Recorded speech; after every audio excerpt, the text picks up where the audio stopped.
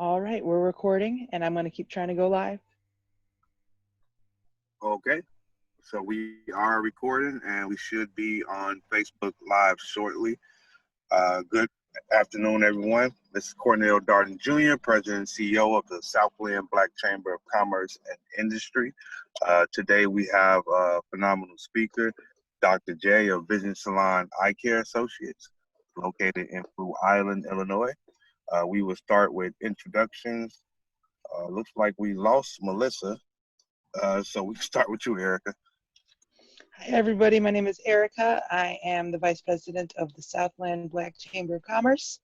I'm excited to see what Dr. J has to tell us about vision care. It's something that's always been important to me, I guess, because my eyes are terrible. Thank you. Awesome. Well, last but not least, we will introduce Dr. J and get a phenomenal discussion going. Thank you, Cornell. I really appreciate this opportunity. It's always a blessing, especially from a homeboy from Robbins, Illinois. So, not born, but I was raised in Robbins. I think my family moved there in '61. So, a little bit about my background. Again, grew up in Robbins, Illinois. Went to high school at Eisenhower in Blue Island, Illinois, where my practice is located. Undergrad degree in biology from Illinois Wesleyan University, Bloomington, Illinois, and a doctor of optometry program, a 4-year doctor of optometry program in the New England College of Optometry in Boston. So went away for a while and didn't expect it, but came back here to Chicago area and worked for a large corporation that was just expanding that time in the mid 80s, and then opened up my own practice in 1990.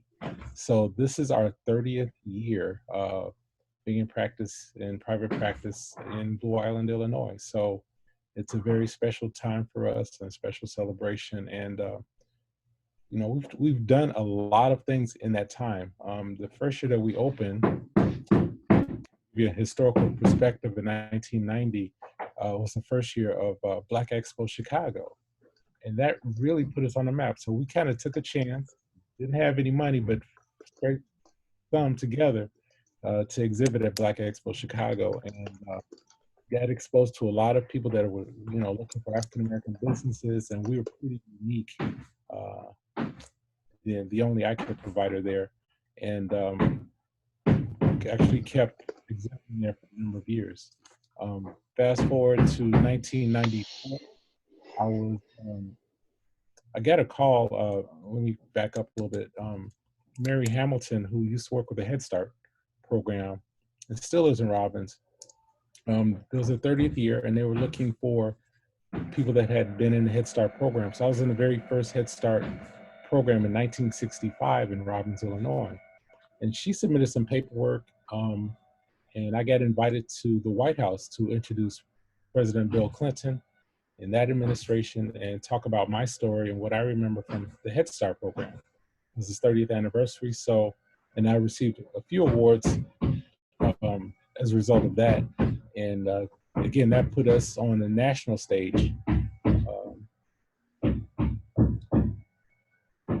Fast forward to 1990s, the later 1990s, I've been appointed and served for 10 years on the State of Illinois Department of Finance and Professional Regulation on for the Optometry Board, which oversaw all the licensed optometrists in the state of Illinois. And I was on that board for 10 years, the only African American on that board at that time, and maybe only the third to serve on that board in history. Fast forward again, in the early 2000s, I served as the optometric medical director for United Eye Care Providers, the largest independent network of optometrists in the state of Illinois, mainly in the Chicago area. So I bring in latest technology and trends to the doctors that are our members. And the latest thing, almost 2 years ago, we became the first eye care facility with its own dedicated diabetes education program. So people that are living with diabetes, they are entitled to diabetes education, usually through your insurance. And so we're the first eye care facility to do that because we see so many patients with some with and some without any eye problems, but are living with diabetes, where eye care is very important because it's one of the leading causes of blindness in the African American community and in adults in general. And that brings us to our 30th year anniversary here. I also serve as adjunct professor for several optometry schools that we provide a site for their training here. So any area of interest in eye care, I'm happy to provide in terms of talking about the latest trends and things of that nature. Right now with COVID-19, which has really brought to light the healthcare inequities in our communities that we have known all along, but it's just kind of brought it to the forefront. And I'll stop there if there are any questions.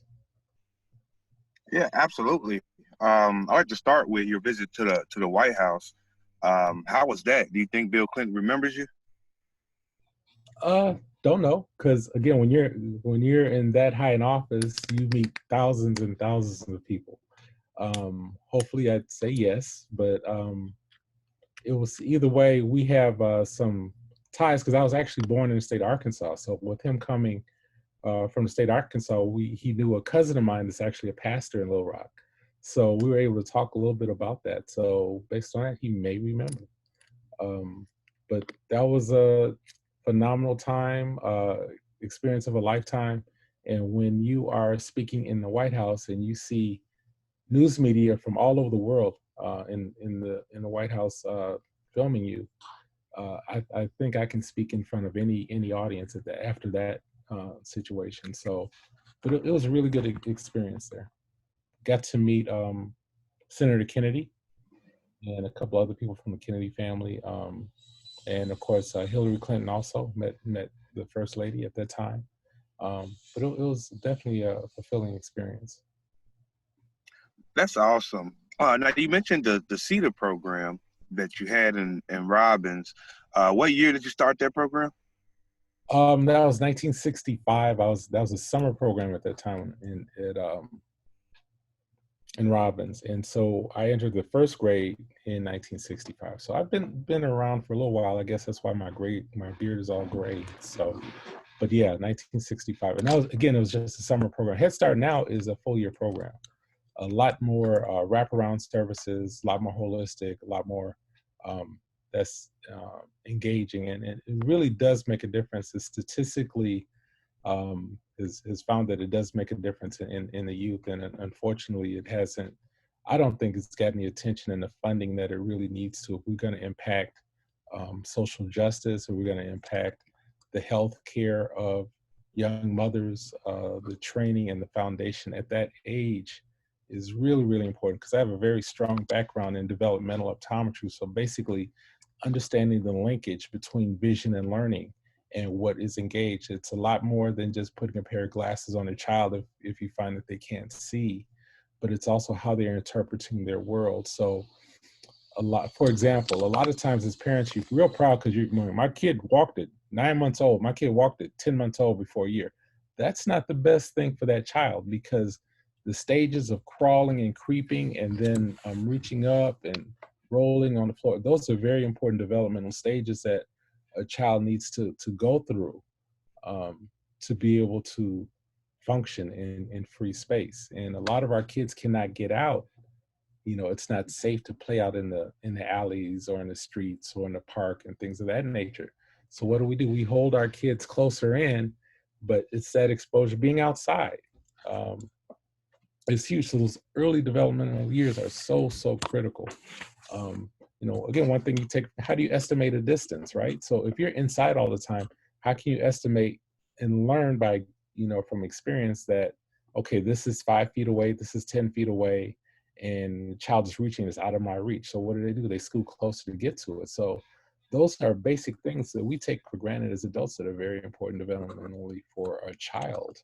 And I can go on and on about children's vision on that end, and then switch to computers and things of that nature. So we're all talking about computer learning, and our kids are having to read on a computer so much more, which is really not good for a young child. A kindergarten, first, second, third, even fourth grade children being on a computer doing that learning is not the best for eye condition. If you have a slight misalignment or a slight eye muscle coordination, that child's not going to be able to concentrate and focus for an hour or two on a computer.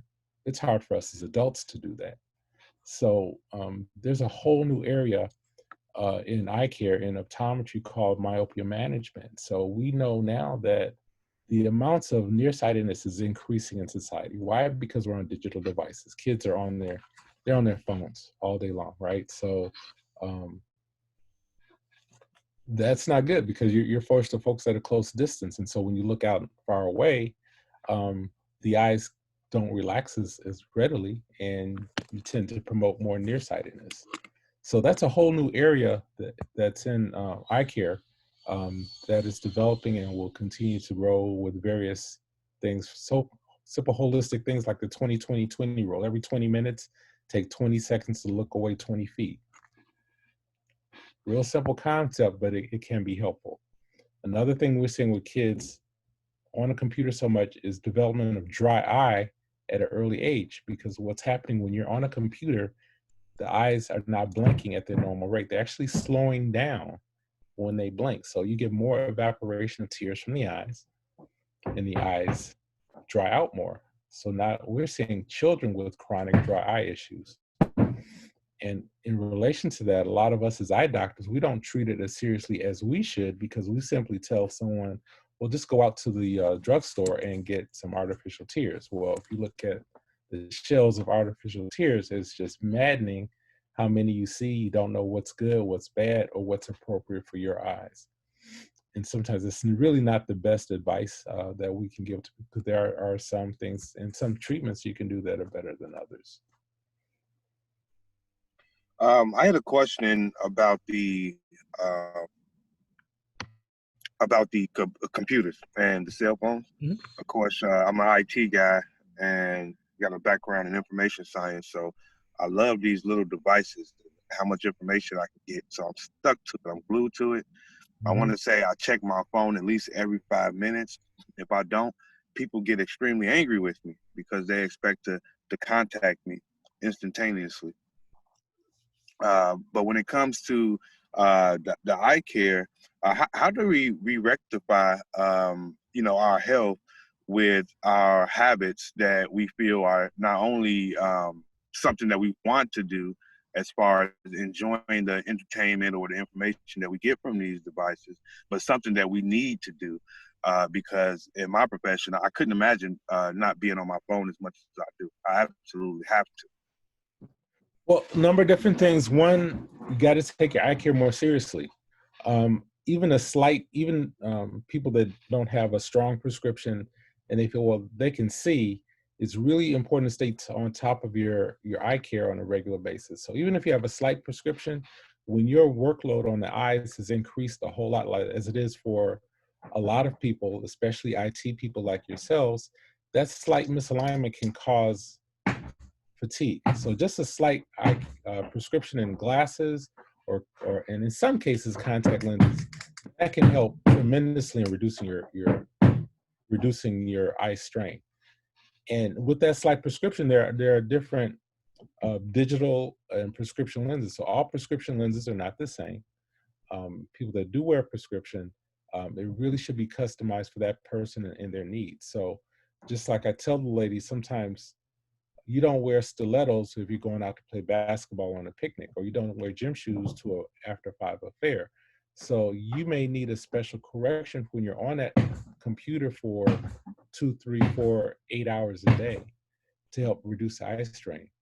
And you might have heard a lot about blue light protection, and blue light can be harmful to the eyes. I apologize for that noise because I'm having some flooring put in my office, so hopefully it's not too bad. But blue light protection, it is a little bit controversial in terms of how damaging that is to the tissue behind the eyes. But because blue light, you have a natural protection for blue light, but some people maybe have a low level of different proteins in the back of the eye that really protect for that. So that's one aspect. But one thing that we all know that most experts agree on is that blue light can throw off your circadian rhythm. So in other words, your sleep cycles. So a lot of times you're on a computer and you're on it night after night. And sometimes I forget to switch off my glasses to my blue light protection computer glasses. And so you're up late and it's wild. You wake up and your alert and it's 2 a.m. So for children, we recommend that they put down their digital devices a couple hours before bedtime. It's like, good luck with that, right? But that's what we recommend. There's also nutritional supplements that help supplement those proteins in the back of the eye to help protect against blue light damage.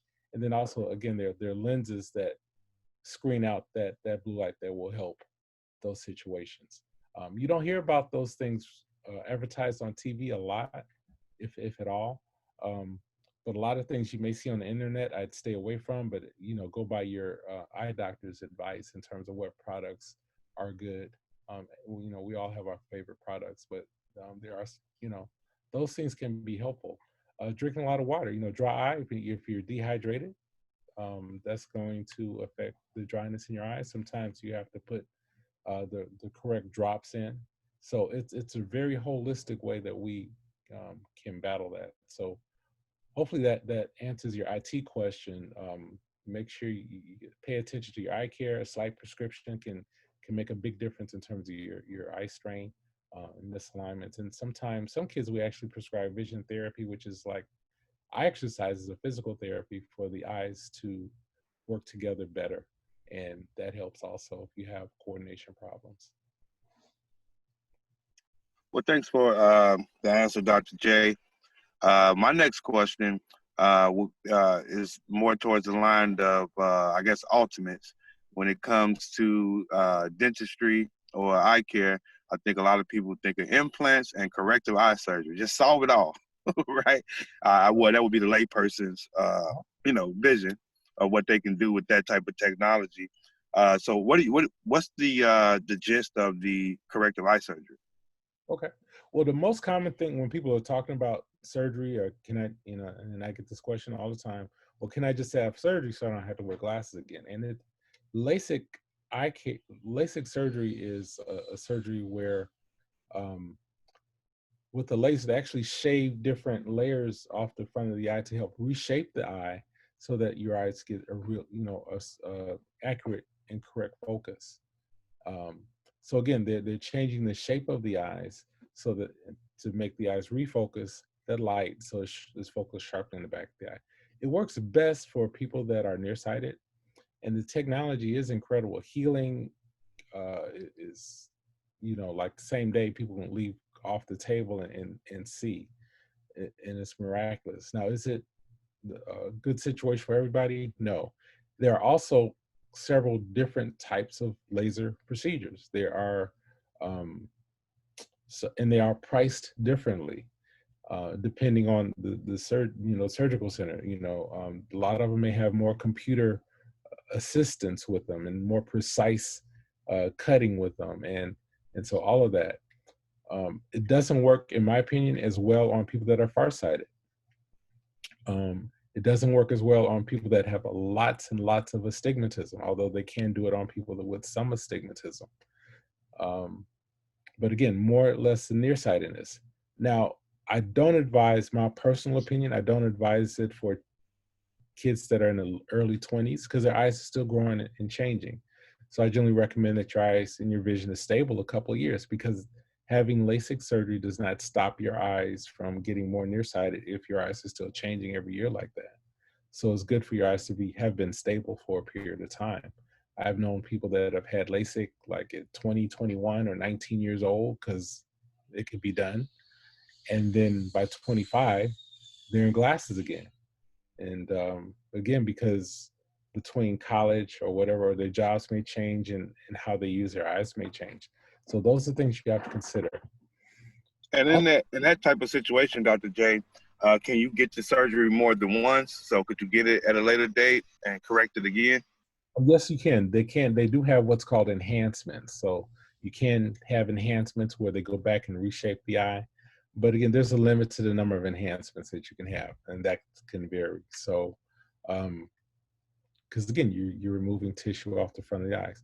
The front of the eyes also have to have a certain amount of thickness, right? It has to be thick enough to tolerate their laser. So some people with extremely high prescriptions are not good candidates for LASIK. Why? Because they don't have enough thickness to the front of the eyes. They don't have enough thickness to shave off. So, in other words, you almost have nothing or paper thin fronts of the eyes, or what we call the cornea. Um, so those people are also often screened. And there are other procedures that might be more appropriate for people with extremely high prescriptions, other than LASIK. The other thing with laser surgery is that once you're in your 40s, we all have a process we have to go through where it's hard for us to focus up close. So in other words, it's a normal aging change where the lens inside the eyes can no longer get thicker and thinner because it operates like a zoom lens on a camera. So into the early to mid 40s for some people, that lens hardens, so we can't focus up close. So consider that when you have LASIK, it only shapes the front of the eye. So when you get into your 40s, you're still going to need reading glasses, so it doesn't fix that issue. And there's really nothing that we have naturally that fixes that issue. So just be aware of that. And people are like, what's the best time to have LASIK surgery? In my opinion, mid to late 20s, or maybe early 30s. So that way you get a good 10 years in which you can have surgery. Awesome. I see Melissa was able to come back in. Melissa, would you like to introduce yourself?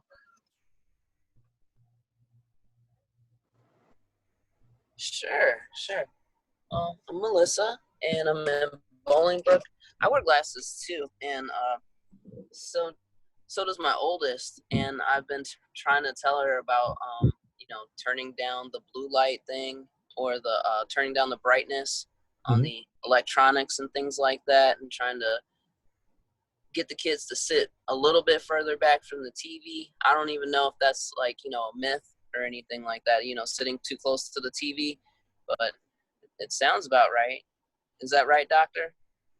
Yeah, when they sit real close, again, it's more eye strain, more contrast, is brighter. And again, just like being up on your computer, your blink rate goes down, and you're just creating a little bit more strain situation on the eyes. And a lot of times kids may sit because they may have a vision. They may not actually be able to see real well. So they just naturally get a little closer. But you want kids, to sit back at least 6 to 8 feet, and then, TV screens are so much larger now. So that's something to be able to take into consideration, because they can sit much farther away. And the key is just staying on top of your eye care. We see kids as young as 6 months old, and a lot of parents are totally unaware of that. And so they need to see somebody on a regular basis just to kind of gauge how they're doing, even if they don't need prescription glasses. I have a lot of parents that bring their kids in just for that regular checkup. And so we can stay on top of things, because school age, you want the visual system to be as comfortable as possible. You want their sight to be as comfortable, not just the fact that they can see things, but you want to reduce eye strain because it's going to enhance learning. Hopefully that helped.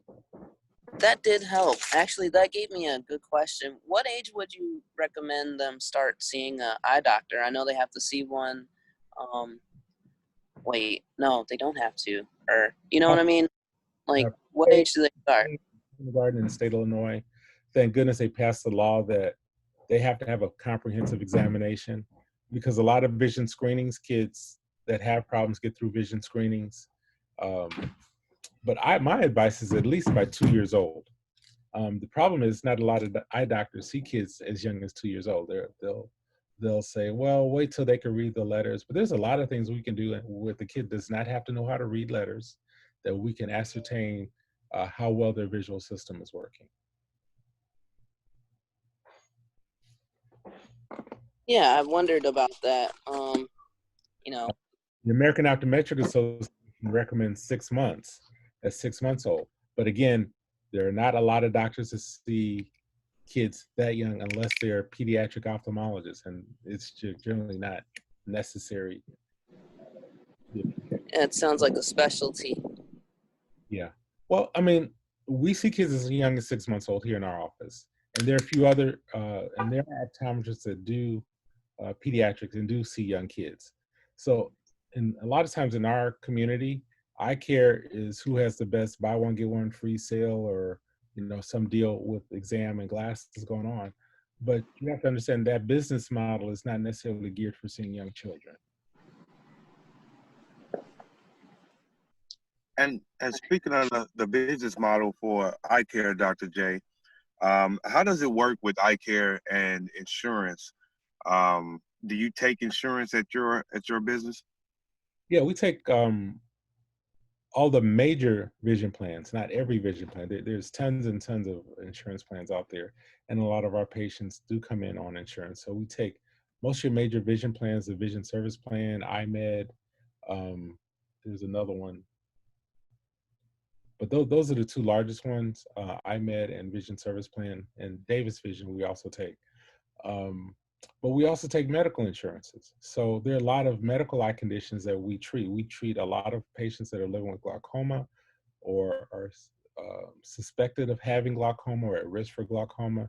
We see a lot of patients, we get a lot of referrals from primary care physicians on their patients that are living with diabetes. They have to have their eyes checked a lot more regularly because the risk for vision loss. We see a lot of people with autoimmune diseases like sarcoidosis and lupus. I'm on the medical board for the Bernie Mac Foundation for Sarcoidosis Awareness. And so a lot of people that are living with autoimmune diseases can have a simple dry eye being their first symptom of having those autoimmune diseases. So the eyes are connected to the whole health of the body. And so for those purposes, we take medical insurance. We're on all the major medical PPO insurance. So we do not participate in HMO plans, but the medical PPO and also Medicare. So we see a lot of our seniors that are have Medicare, the little red, white, and blue cards. And so we love our seniors. They laid the groundwork for all of us. We stand on their shoulders. So we see a lot of seniors who have, just normal aging issues. So when it comes to insurance versus non-insurance, how does it work when you don't have insurance? Is it still affordable to visit the eye doctor? Very much so. We have a discount plan that 99% of our patients that do not have insurance, where they can get discounts on their exam and glasses. There's a one-time enrollment fee, and they get this discount for a year. So there's no monthly fees. A lot of times people pay for vision plans, and our discount plan really rivals some of the vision plans that are out there to make it affordable for everyone to come in and have eye care. But a lot of people, if you have an employer that has major medical insurances, a lot of them will have a vision writer or vision carrier with them. With Medicare, unless their secondary insurance has a vision writer, sometimes our seniors are stuck getting glasses themselves, but we are generally able to save them quite a bit of money when they feel that they don't have vision coverage with our discount plan. So we can make it very affordable. And also we can actually offer our plan at a discounted enrollment rate to Southland Black Chamber of Commerce members. And I can talk about that to you at a later time. That would be awesome. We'd love to have that discussion. A lot of people that are self-employed, it's very expensive for them to have insurance. And when they do, they may not have a vision writer on their insurance. So we can make that affordable for them. That's awesome. We did not get to Facebook Live, so this is going to be recorded, and it will be available on our YouTube channel. Usually we do a couple breaks in between and we re-announce our guests, but since we're not on live, we don't have to do that. Did you have a question, Erica?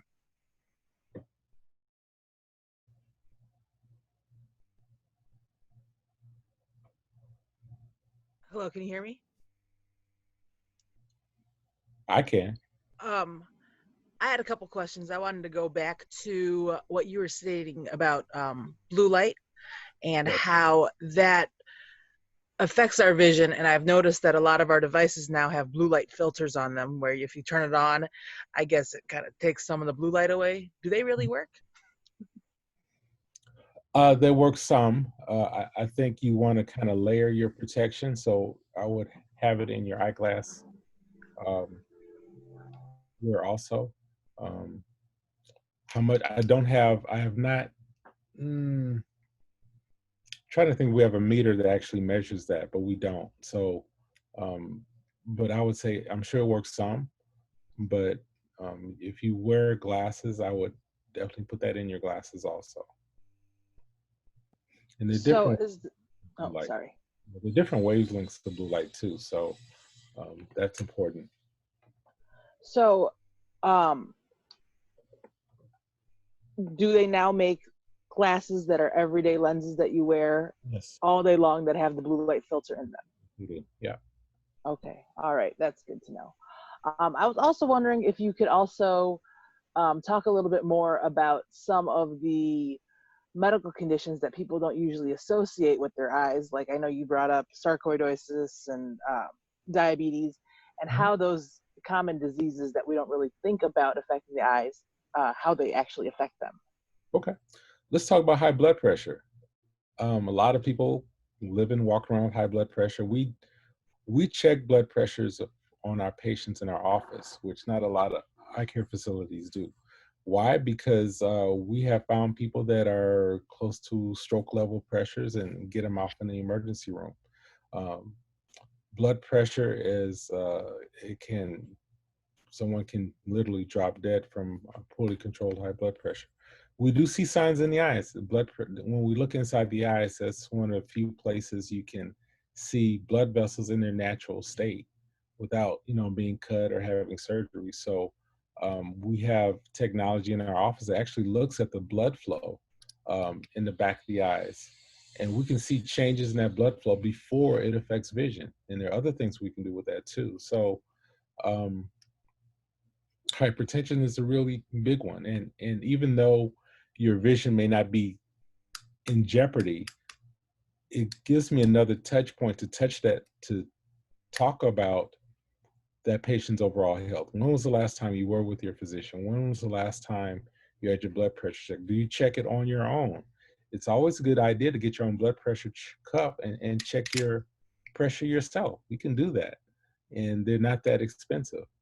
Just to, I like to have my patients make sure that they engage in their own healthcare, and that is so empowering. It's more empowering than you can even think. And so having hypertension, you can have one of the things that we can detect. Sometimes people that are at risk for a stroke, they may have hardening of the arteries, and we can see that inside the eye. So sometimes with hardening of the arteries, you can get a plaque that goes to the brain, and hence that's a stroke, or go to the heart, and hence that's a heart attack. And sometimes you can see these plaques in the eye. So we see it in the eye. That way we can get that person engaged in the healthcare system um, and literally save their lives or reduce their risk of that happening. Um, People that have stroke, you can have stroke and it can affect their eyes and can cause blindness or anything, any kind of visual deficit. It can cause a loss of side vision or peripheral vision, depending on where the stroke was at. So those people need to be monitored also, and we still look at the blood vessels and all in the eyes. Multiple sclerosis. Um, when you talk about autoimmune disease like multiple sclerosis, everyone is affected differently. Things like sarcoidosis, things like lupus, it affects everyone differently. I was on a national webinar on sarcoidosis for the Bernie Mac Foundation earlier this week, and a rheumatologist was on and said everybody presents differently, but the eyes are key in early detection and also maintenance. One of the things too, if you remember with the COVID-19, hydroxyquinoline was hit the news media big time. Um, Controversial in terms of use for COVID-19, but hydroxyquinoline is commonly used in people that are living with sarcoidosis and lupus and other autoimmune ailments. And what was happening, people that needed proven diagnosis needed were having a hard time getting it because people were hoarding it. The one thing about hydroxyquinone, if you're on it long term, like over 5 years, you have to have your eyes monitored more closely because it can have a cumulative effect where it damages the back of the eye. So long-term use of that requires more close monitoring. So we get a lot of referrals from rheumatologists that let us know their patients need to be monitored. Concussions. Concussions are a big thing nowadays, and we have some special tests to help us monitor patients' eyes in terms of concussion, because eyes are oftentimes affected. Everybody is affected differently with concussions depending on how serious it is. So concussions are really, really big news nowadays in society. And so eye doctors that take the time to get a little knowledge about it, we are on the forefront of monitoring that, monitoring progress, and making sure people get back functional as soon as possible. So got to be a little concerned about your kids that are in contact sports like soccer. And believe it or not, cheerleading. Girls cheerleading is a big source of concussions.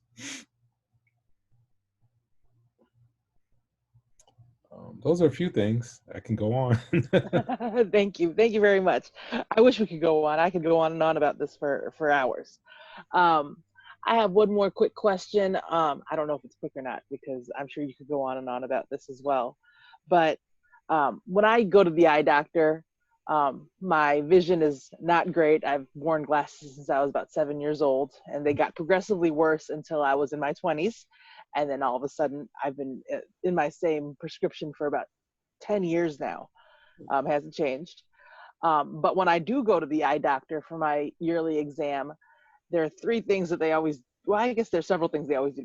There's always that puff of air in the eye that always makes you jump, no matter how much you're afraid or prepared for it. There's they always ask me if I would like to pay a little extra and get, I guess, like an x-ray or a picture taken of the back of my eye. It's optional, but they always recommend it for me. And then they always ask me if I want to take the eye drops to dilate my eyes so they can see a little bit better. So could you explain those three things and what they do? Well, it depends. There's a number of different technologies that do the imaging of the back of the eyes and screen.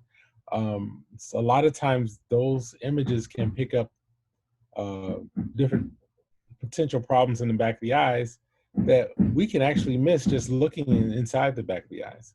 So I believe those screenings are a really good tool for picking up things early that might not affect your vision now, but could potentially be a problem that needs to be addressed. Could be a tear to detachment or separation in the back of the eyes. So those are a good idea. That's something that I actually wanted to ask about as well. It just came to me right before you said it. They always say that they want to look because they feel like I'm at a higher risk for a retinal detachment. Why would that be? Without knowing your particular situation diagnosis, if your prescription is real strong, which means that you're really nearsighted, you're highly nearsighted, the eyeball is actually enlarged. So that means the inner layers inside the eyeball are stretched thinner. So imagine like a balloon, you blow it up, the larger the balloon gets, the thinner the rubber is, and it's more susceptible to a tear, hole, or detachment. So if you do have a very strong prescription or you're very nearsighted, yearly dilation is definitely recommended. Because again, you might be able to pick up a small tear before it's an issue, and a retina specialist can repair it fairly easily. All right, that's good. I never knew why. I always just said yes. Go ahead. Well, it's all, I tell my patients, don't be afraid to ask questions. I mean, sometimes we don't know what to ask, or we feel that is our question dumb or stupid, and there's no such thing as a dumb question. And so this is your eye, this is your health, and you're due a proper explanation, but that's pretty much it. That's why, because you're at a higher risk if you're really nearsighted. And then, again, other conditions, if you're living with diabetes, or you have hypertension, or if you, again, autoimmune disease, or if you see people that see flashes of light or floaters that are new, or they've increased, a dilation is really very good. Now, the pictures don't always replace a dilation. So you can have those pictures and without being dilated. And again, it depends on the technology. There are a number of different technologies. And we have, something similar too, where it's like, I tell patients it's like an MRI of the back of the eyes where we can look at under the layers. But there's sometimes you really still need to dilate. So there are different levels of evaluation. Now, that puff of air that they blow at you every time you go, they say that's to measure eye pressure, and I'm assuming that's to test for glaucoma? Yeah, there are more than one test for glaucoma. That's really just a superficial screening. So when the eyeball is hollow and it's filled with the fluid, and that fluid has a pressure that you can measure, just like measuring the pressure in the air of the tire, right? So what that puff of air does, it causes a little indentation on the front of the eye. They have little sensors that see how much of an indentation it makes in the eye, and that calculates the fluid pressure inside the eye. Oh, that's cool. I never knew. I just knew that it tested pressure, but I never knew exactly how that worked. I like that. A high fluid pressure can be a warning sign potentially for glaucoma. But that's just one. There are a lot of people that have normal eye pressures and still have glaucoma. And you can actually have low eye pressures and have glaucoma. So that's why the air puff, maybe 40 years ago, was one of the best screens we have. But there's other things that we have now that we use that can screen. So I physically like to look at the nerve in the back of the eyes. And that nerve can look suspicious. And your pressures can be normal. So I'll take another step and look at that, with some other testing. That's where your medical insurance kicks in. When you can do higher level of testing above and beyond what your regular vision plans will allow for. Okay. Dr. J, I got a question about marijuana. I know doing I was going to marijuana. ask the same question. Oh, well, you go ahead. Go ahead. Well, even before medical marijuana became a thing here in Illinois, and I guess across the entire United States, when you watch the movie, you heard somebody talk, they always talk about marijuana helping with glaucoma. And it was always a joke in the movies and everything. When you would see it, somebody would be smoking weed and they would say, I have glaucoma. And that would be, the joke. But how does that work? How does that help? I'm assuming it helps eye pressure? Yeah, there's been some early studies done years ago that shows that the medical marijuana, the THC portion of marijuana actually lowers the fluid pressure in the eye. However, the problem with that is the short half-life. So in other words, I haven't seen any studies done on, like eating brownies with THC and things of that nature, how that affects eye pressures. But the maximum effect is maybe 2 to 4 hours for lowering the pressure. So the traditional treatment for glaucoma is eye drops initially. And the eye drops, the initial eye drop, you take once a day, right? So theoretically, if you wanted to use marijuana to lower your eye pressures, you're getting up every maybe 4 hours, or every 4 hours you got to ingest marijuana to keep your eye pressures at a low rate. And the problem is, when do you go to sleep? So basically, does it work? It does lower fluid pressure in the eye, but is it practical? Are there better things out there for it? Yes, there are. And I know with medical marijuana, glaucoma is one of those diagnoses that will allow people to get medical marijuana. So honestly, the jury's still out on ingesting it with brownies and things of that nature. But the problem with medical marijuana for glaucoma, I'd be more concerned about the overnight pressures increasing. Some people have no problem smoking a joint every 4 hours. I get that, but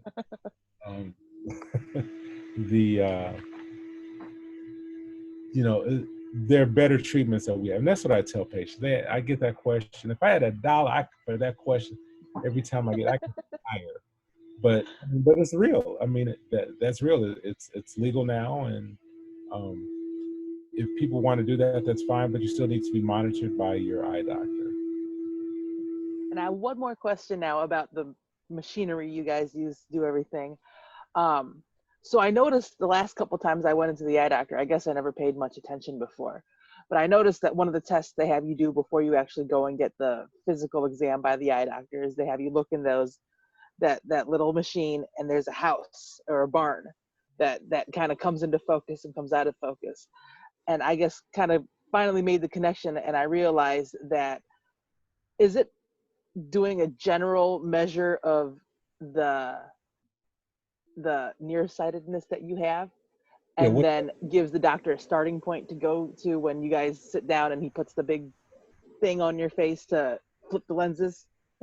I can tell you've been paying attention. Yeah, that I go a lot. well, an autorefractor. And what it does measure the reflection of light coming off the back of the eye. So it does give you the starting point for refining your prescription. I would never prescribe off of that unless unless you have a special needs person that this is totally nonverbal and cannot give you any kind of responses at all. So that's the only time we would kind of look at that. And then there's another way which I'd measure manually and come up with prescription again if someone just totally is unresponsive, or if you have an infant or a toddler that's non-responsive. A lot of times that machine is not going to be as accurate anyway. But for an adult, yeah, it gives us a starting point to refine a prescription. But you don't want to walk around with a prescription from that device because usually it needs to be tweaked a little bit. Yeah, I usually have to sit down in the eye and in the chair, and they wind up flipping the lenses about 10 times before we get to the one that I need. But I just thought it was interesting because I never really paid attention to it. And the last time I went to the eye doctor, I went to a new place, and they didn't have any of my records, and they just sat me down and had me pop my contacts out. They didn't ask me what my prescription was, and I saw that barn and it came into focus, and then I went and sat in the room, and when he plopped the lenses in front of my face, I could see right away. So I was assuming that that's what it did. Because it gives you a good starting point, and some of those machines are more accurate than others. Some of those same machines do more than one thing. Like ours will do that, but it'll also give that little puff, this little gentle puff to measure your eye pressures. And it'll also take a measurement of the curvature of the front of the eyes, which are important in your case if you're a contact lens wearer. Okay. That led to another question. When you are sitting there with those lenses in front of your eyes and the eye doctor is flipping through everything, are those just different prescriptions of lenses that they're giving you, or is there something more going on there? Because sometimes I feel like there's no change and no difference between what they show me, and I tell the eye doctor that. Other times there's a big difference, things get blurrier or clearer. So I didn't know if those were just prescriptions that they were going through, or if there was something a little bit more going on there. I'm always curious about that too, because I always feel like I'm giving the wrong answer. So I'm trying to figure out how did the eye doctor get it right. How do you figure it out? Well, a little bit of both. One, yeah, the actual prescription lenses are in there. Those lenses are coated with anti-reflection treatments and very high optical quality. So yes, when we're flipping, usually we're bracketing. In other words, okay, 1 or 2 steps above, you don't like, 1 or 2 steps below, you don't like, this is just right, okay? So don't be worried if, several different combinations look the same to you. Another thing too, sometimes we'll flip it and we'll say, okay, both views are gonna be blurry, but I just need to know which is best. So a lot of times through the process, people are expecting to see, boom, crystal clear. It's like, no, we haven't moved through that whole process of refining your prescription. So, and then again, a lot of people were, did I give the right answer? I'm not sure. Well, this is how I explain it. So 1 and 2 might be the same as 3 and 4, 5 and 6. So what I look for is consistency in your answer. I'm not going to tell you, well, this is the one I showed you a few steps ago. I'm not going to tell you that. So I want to see how. So you are testing us. You're quizzing us. And generally, people are pretty consistent. Okay. I have a question. Yeah. Go ahead, Melissa. I know a person that, they went to the eye doctor, and you know how they showed them the color test? Mm-hmm. They couldn't quite differentiate between some of the colors, or, between some of the things they were supposed to see. Little numbers and all those dots. Yeah, with the dots and stuff. And that same person happens to argue over what color is what color. Okay. Have you ever heard of that before? Depends on how many plates they missed. It depends on, yeah, how severe that color deficit they had, or if they the color deficit. So that really depends. If they missed 1 or 2 plates, that might not be a big deal. But if they missed more, then that can be a bigger deal in terms of them discriminating colors. Because usually you're told if you're colorblind, and usually that color blindness is probably 95, 98% more with men. The mothers carry the gene, but color blindness is expressed in men more so. So we definitely make sure our little boys our color vision is tested thoroughly. Um, Now, you can have color vision issues from different disease states like macular degeneration and diabetes in the back of the eyes. And in those cases, we do a much more detailed color vision test. They don't make you color blind, but they can affect how well you discriminate certain colors and contrast. Well, we're approaching the hour, and we definitely are appreciative of your time, Dr. J. We really are thankful to have you on to give us such great information. I did want to ask you one question before we do our introductions. How can we best promote Vision Salon Eye Care Associates and bring more business your way? Well, just give us a call, set up an appointment. Our website is behind me, www.visionsalon.com, and you can read a little information about us and what we've done in the community and different things, the services we have to offer. We also offer telemedicine services. So sometimes people might have a red eye or whatever. With our current patients, we do telemedicine. If you're a new patient, we probably need to see you in the office first to establish baselines. But with COVID-19, we do a lot of telemedicine issues because our thing was trying to keep people from getting to the emergency room. You want to try to avoid emergency room with the eye problem if at all possible. You want to see an eye doctor first because we have the equipment to look at the eye in much more detail. We have, like I said, if you're living with diabetes, please give us a call and we can see if we can set up our diabetes education for you. We are doing that with our educators and myself via telemedicine. And that's really low-hanging fruit. It is very, very common in communities of color. It's one of the biggest reasons for this healthcare disparity is access to care, and it's been documented and scientifically proven. People have 3 or 4 hours of diabetes education can make a tremendous difference. And it's not like rote learning. We make it fun. We've actually had like line dancing classes in our office. We're going to restart to kind of teach people being more active because exercise is kind of a dirty word for a lot of folks.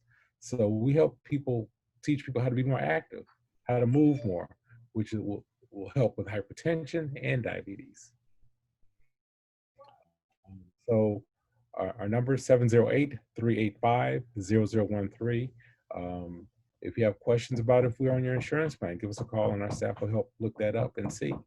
And again, we have that discount plan that I mentioned earlier, and we can talk about offering that to chamber members as a benefit. Awesome. We'd love to discuss that with you further. So we will get to our introductions. I'm Cornell Darden Jr., President and CEO of the Southland Black Chamber of Commerce. Next, we have Melissa. Yep, I'm here. Thank you so much. I'm carrying my groceries right now, but thank you, everybody. Thank you for joining us, Melissa. Next, we have Erica. All right, thank you very much, Dr. J. It was so informational. I am very, very glad we were able to do this with you. I could go on and on about this just because I've got so much experience in the chair at the eye doctor. Been going every year since I was 7, so I'm good about that. Thank you again. It was very informative. I am very happy to have you on board with the chamber. Thank you so much. And I look forward to working with you a lot in the future, all right? Thank you. Thank you very much. And last but not least, Dr. J. Introduction. Well, thank you all very much. Again, my name is Dr. Ansel Johnson, the clinical director and founder of Vision Salon Eye Care Associates. It's our 30th anniversary here in Blue Island. I'm just very passionate about what I do every day. I treat patients like I'd want to treat my mom, my sister, my children. And so we're very passionate about taking things to the next level in terms of detail and making sure that our patients get the best quality care possible and consistently. And so it's something we take a lot of pride in. I've been in the community ever since we've been open because I think it's important. There are very few African American eye doctors. It's hard to be what you haven't seen, and so that's why it's important for us to be out and be visible. So thank you for this opportunity. Thank you so much. And this video has been recorded. It will be on social media as well as on YouTube. So I hope everyone enjoy your afternoon. Yes, I'm so sorry about that. We're usually live, but I tried the whole time through and it wouldn't let me do it. Okay. You guys have a great day.